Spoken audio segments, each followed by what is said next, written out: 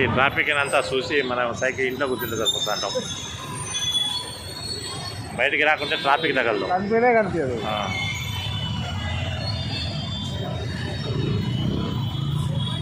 ఎక్కడ చూసినా లక్కడి కప్పులంతా ఈ బస్సులు ఇవి బైకులు.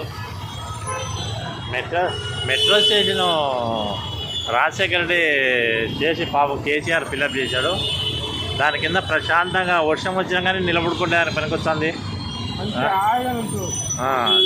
విపరీతంగా ఫ్లోటింగ్ కొద్దిగా ట్రైన్లలో మెట్రోలో వెళ్తున్నారు.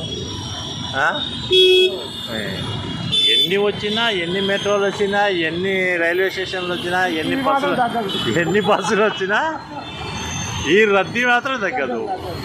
ప్రపంచంలో అన్ని దేశాలలో హైదరాబాద్లో సెటిల్ అయిపోతున్నారు. జనాలే పెరుగుతున్నారు కానీ వెహికల్స్ రోజు ఒక్కొక్క ఇంటికి 4-5 కార్లు ఉన్నాయి. ఎప్పుడు తగ్గుతుంది, ఎప్పుడు అవుతుంది, ఎప్పుడు కాదు.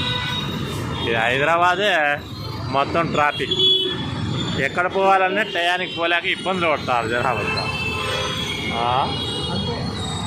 ఏ టయానికి పోలేరు, ఎక్కడ బ్లాక్ అవుతుందో, ఎక్కడ ఆగిపోతారో వాళ్ళకి లేదు పాపం. ఇంకా వర్షం వచ్చి ఇంకా నరకమే. వాస్తవమే అదైతే. వర్షం వచ్చే ఇంకా నరకమే. ఏ డ్రైనేజ్లో పోతారో కూడా ఎవరికి తెలియదు.